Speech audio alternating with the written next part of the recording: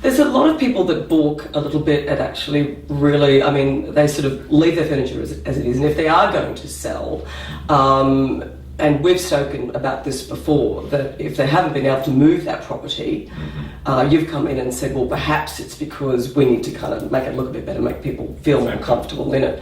But I mean, that comes at a cost. But just talk me through when you're actually saying to someone, a vendor or potential vendor, and they say, "Vaughan, I want you to sell my house, but I haven't had any luck. It's been on the market for some time." What's the process that you take them through to go, yeah, now you've given me the confidence to do those steps?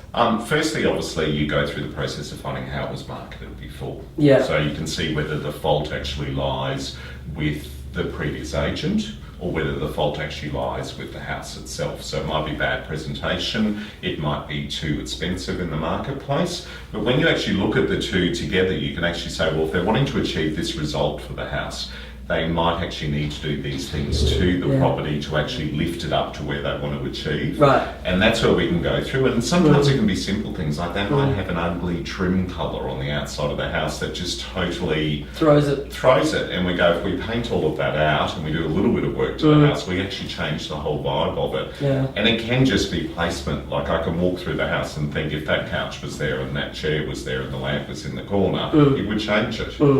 So it can be simple. Other times it can be, listen, we need to pull everything out. We need to paint, we need to carpet, we need to do a little bit like selling houses Australia. You've got to go in and do a makeover on it.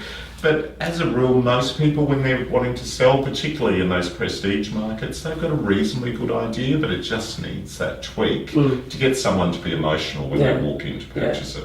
And it's a different perspective. I think you see things that they wouldn't. And when you live within this stuff, it's very hard for you to do your edit. Exactly. Like for someone to come in with fresh eyes and have a look at it.